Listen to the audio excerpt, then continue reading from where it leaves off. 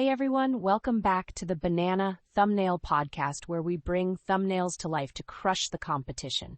Today we've got something really cool to discuss: thumbnail psychology and why it often fails, especially for beginners. Absolutely. I can't wait to dig into this. I mean, it's so frustrating when you spend all that time creating amazing video content, but the clicks just aren't there. Exactly. It's like pouring your heart into a video, then rushing through the thumbnail at the last minute.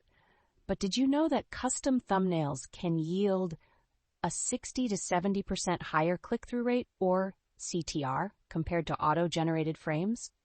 Jordan, wait. So what you're saying is that those random thumbnails we see often get ignored because they're just not appealing enough?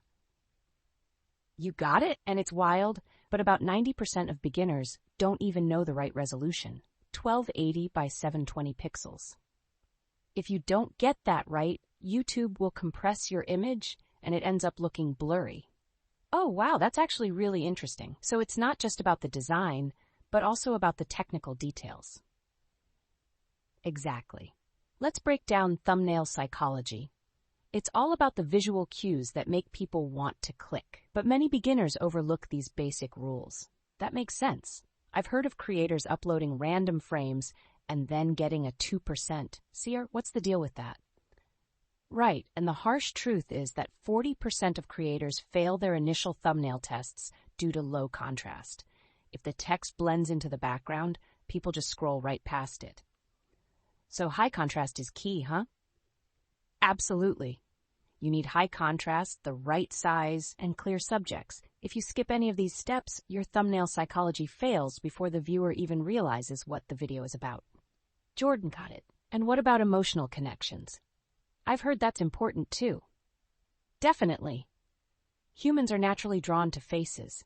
Thumbnails with faces showing strong emotion can increase CTR by 20 to 30%.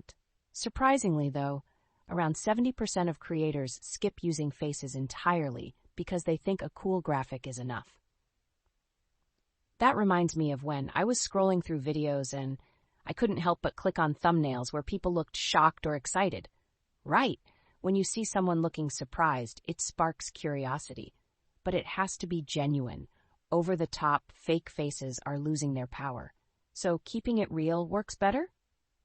Exactly. Just look at the School of Life, a personal development channel. They were stuck at a low CTR of about 3%. But after they added emotional faces and curiosity questions with short overlays, their CTR shot up to 5.3%. Wow, that's impressive. It's like they found the secret sauce. Yes. Now let's talk about A/B testing. This is crucial. You might have great designs, but your thumbnail psychology can still fail if you don't test your assumptions. What do you mean by that?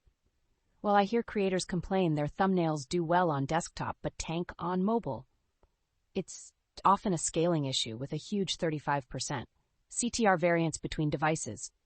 So A/B testing helps find out what actually works for different audiences, right? Exactly. YouTube Studio has expanded its testing features. By running A/B tests, you can see how different variations perform. It can lead to CTR gains of 20 to 30% just by tweaking design, text, and emotional appeal.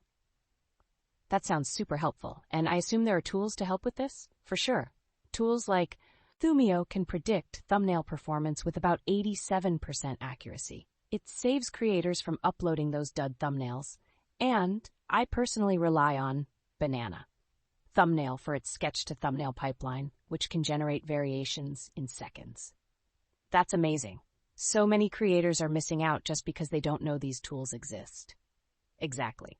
To wrap it up, remember to stick to the 1280 by 720 rule, use genuine emotional faces, keep your text concise under 7 words, and definitely utilize A/B testing.